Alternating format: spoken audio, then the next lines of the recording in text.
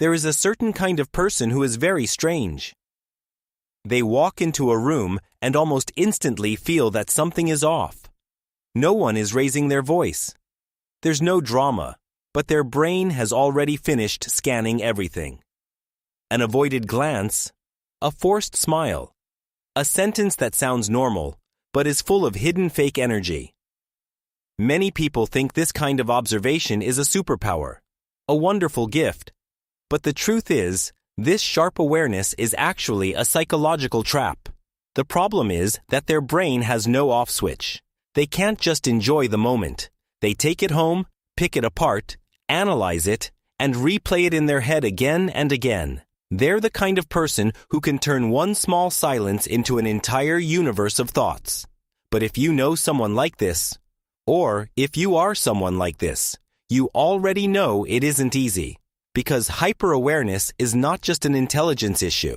It's about constantly seeing the hidden layers of meaning that other people walk right past without noticing. It can feel like a gift, but it is also a cruel burden that slowly drains all of your emotional energy. Today, we are going to decode the psychology of people who are over-aware and how they can avoid being swallowed by their own mind. First, we have to dig into the origin of this sharp awareness. Why do some people become overly aware? Empirical psychology usually divides this phenomenon into two main groups. For the first group, this sensitivity is simply inborn. Science calls them highly sensitive persons, HSP.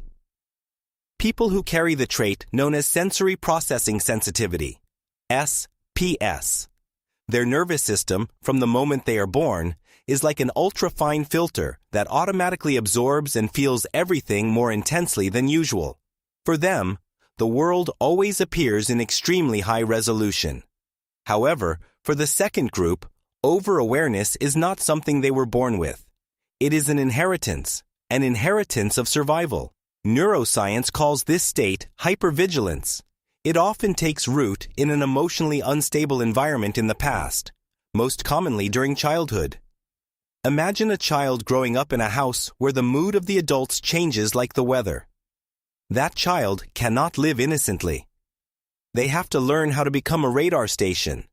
They might have been the kind of child who memorized the sound of car tires rolling into the garage just to know whether their father was coming home drunk or sober. They learned to hear the sound of a kitchen cabinet slamming and measure how angry their mother was. They knew exactly when to step into the living room and smile, and when to disappear quietly into the corner. Biologically speaking, their amygdala, the brain's danger alarm center, has been constantly activated. It records a message. This environment is not safe. I have to keep scanning to avoid danger. No one taught them this. Their nervous system automatically built a network of neurons to help them predict emotional disasters before they happen. And over time, that survival vigilance transforms into awareness. That awareness grows so deep that it becomes part of their identity. When they become adults, they often look back and blame themselves. Why do I always overthink? Something must be wrong with me. But no, they are not broken. They are simply carrying a kind of intelligence that was shaped by survival. The shield that once protected them has now fused into their skin. So, when that shield, that massive awareness, enters adult life, how does it actually show up? Let's move to sign 1, living in constant analysis mode. This is the clearest sign and also the one that consumes the most energy. For a typical person, a conversation is just a conversation, but for them, the mind is always running a hidden equation. Take a real example. Their boss sends a message on Slack at 4 p.m. Come see me for a minute later. For other people, that's simply a meeting, but for them, the moment they read the message, a wave of tension immediately appears. They sense something unusual in the wording, a kind of invisible coldness. They feel the atmosphere of the sender and instantly begin questioning themselves. Is my boss upset? Did I mess something up? They don't just hear words. They notice the 3-second pause before someone compliments the shirt they're wearing. They catch a very slight change in the other person's breathing. Part of this phenomenon is related to the activity of the default mode network, DMN. the brain system involved in reflection and self-referential thinking. In most people, the DMN becomes active mainly during daydreaming or rest. But in people who are overly aware, this network tends to be more active, which makes the mind slip into constant analysis and interpretation. Half of them is nodding, smiling, holding a cup of coffee, and participating in life. But the other half is taking notes, comparing details, and analyzing everything. The result is that their mind rarely gets any real rest. They can feel exhausted even after spending the whole day sitting in an office because their brain has just finished running a hidden marathon. That analysis does not only point outward, it turns the camera inward, creating sign 2, hyper self-awareness. In psychology, metacognition is the ability to think about your own thinking. It is controlled by the prefrontal cortex. Everyone has this ability, but for them, it is a switch that never turns off. They do not just feel an emotion, they monitor it. The familiar chain reaction often looks like this. An emotion appears, followed by analyze it and then judge it. They are walking outside and suddenly feel sad. Instead of simply letting themselves feel sad, they immediately cross their arms and start judging themselves. Why am I sad? Does this sadness even make sense? I should feel grateful because I have a good job, so why do I feel empty? I'm terrible for feeling this way. Even joy gets dissected. They are at a dinner party and just laughed at a joke, but the very next second, part of their mind is floating near the ceiling, looking down and evaluating. Did I laugh too loudly? That might have sounded a little fake. It is just like dancing while constantly staring at your reflection in a mirror to fix your posture. They may not miss a single step, but they lose the sense of flow.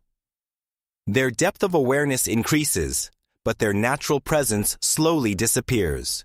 When that analytical camera runs for too long, they move into sign 3, losing innocence in relationships. Deep awareness makes them start to see the backstage of human behavior. Psychology calls this strong inference about other people's intentions, related to the ability known as theory of mind. They realize that people do not always say exactly what they think. They see a coworker bring them a coffee and praise the project they just completed. Instead of simply enjoying the compliment, their brain immediately scans possible motives. What favor does this person want? Are they hoping I'll share customer data with them? They realize that kindness sometimes comes with conditions.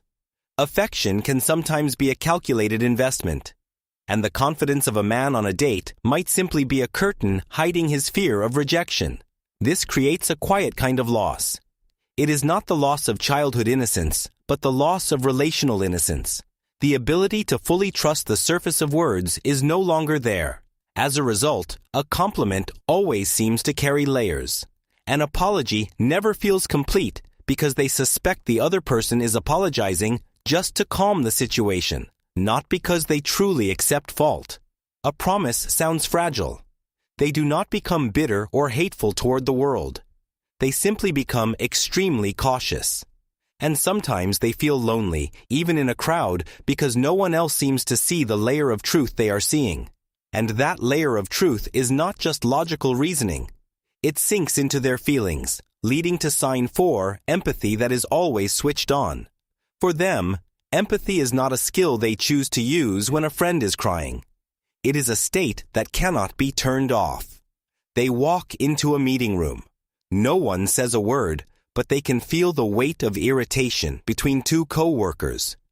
Their mind works like a sheet of absorbent paper.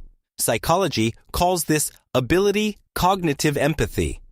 But for people who are overly aware, it does not stop at understanding with the mind. It crosses into emotional empathy, where they actually absorb and live inside another person's pain as if it were their own. This phenomenon is closely connected to neural systems that process empathy, especially mirror neurons. When they see someone expressing emotion, these neurons in their brain activate as if they themselves are experiencing that same emotion. But for an overly aware person, it becomes absorption. Someone sitting next to them on the bus taps their foot with nervous energy, and suddenly their own heart starts beating faster. A friend talks about their divorce, and after they go home, that pain sits in their chest for 3 days. What is the result? They become the emotional regulator for everyone around them. They know how to soften their voice and choose careful words to calm the atmosphere. People like being around them because they feel understood, but the price is exhaustion. They become a container for other people's emotional waste. And at the end of the day, very few people realize that the one who always understands others also needs someone to understand them. Those suppressed emotions do not disappear. They move straight into the body. Sign 5. When awareness becomes tied to the body and anxiety. Awareness does not exist only in the mind. Science calls this concept interoception, the ability to sense the internal state of the body, processed by the insular cortex.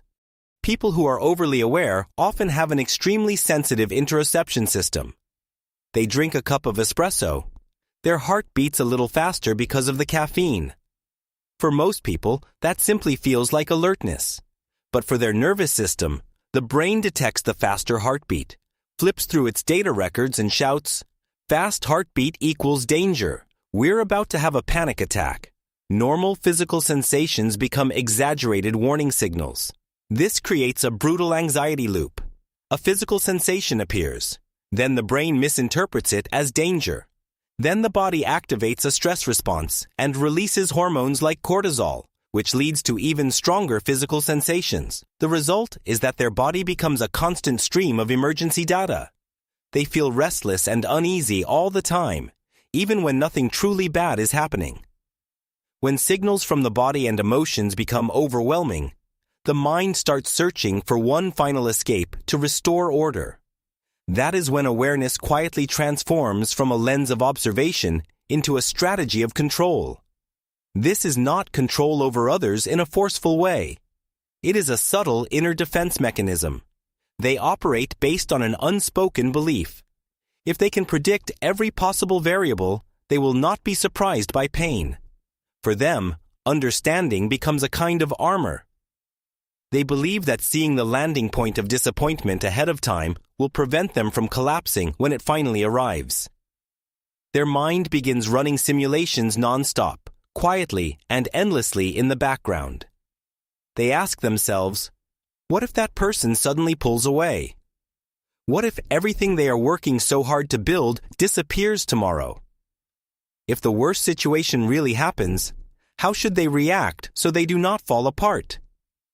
This leads to a state called analysis paralysis.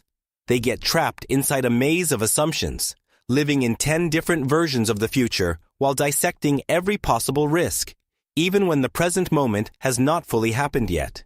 This constant vigilance keeps them from ever fully belonging to the present. The cruelest result of this protective strategy is the trade-off it creates.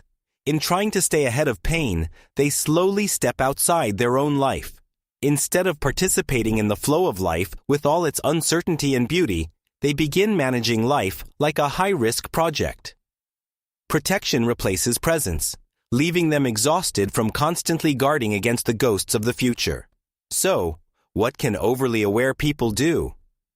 They cannot simply turn off their awareness. It is like asking someone with perfect vision to try to see everything as blurry. The solution is not to become less aware. The solution is to stop carrying everything. In psychotherapy, this usually involves setting emotional boundaries and adjusting patterns of thinking. They need to learn how to notice things, but refuse to absorb them. People who manage to move beyond this burden often anchor themselves in 3 freeing principles. First, not every silence is a hidden message. If someone replies slowly to a text, sometimes they are simply exhausted.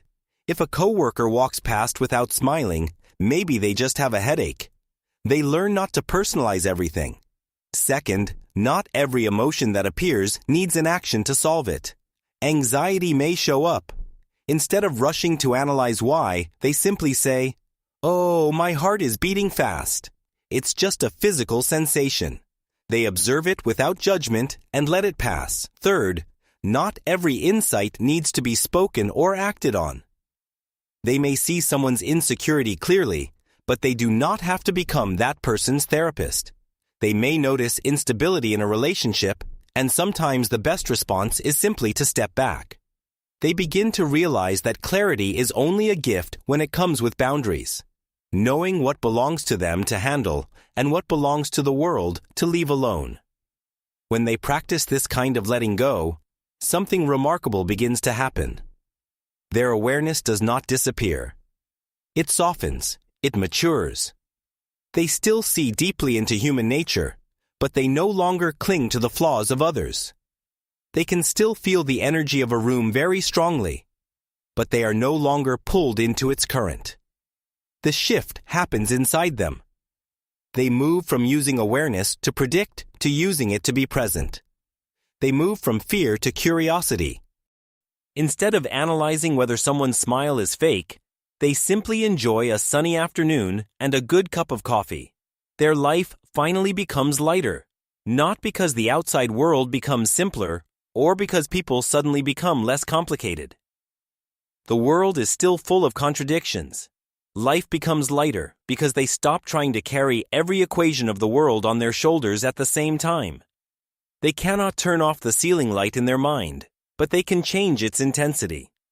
They can turn it from a sharp laser that exposes every flaw into a warm candle, a candle bright enough to understand human fragility, yet gentle enough to warm themselves as well. These are the people who think deeply, the people who feel deeply. If you ever look at them and notice their quietness, understand that it is not indifference. It is a beautiful form of wisdom, a wisdom that has learned to understand life instead of being imprisoned by it. If this feels familiar, if you see yourself somewhere in the world of overly aware people, leave a comment about the sign that fits you the most. And remember, you are not alone on this journey.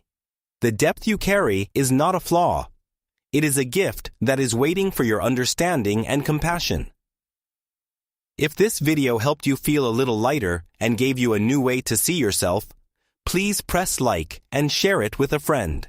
Someone who may also be tired of the noise from a mind that never truly rests. Your understanding today might be exactly the comfort they need. Thank you for watching until this moment. I'm Apex. Don't forget to subscribe to the channel so you won't miss any upcoming videos. Goodbye, and see you next time.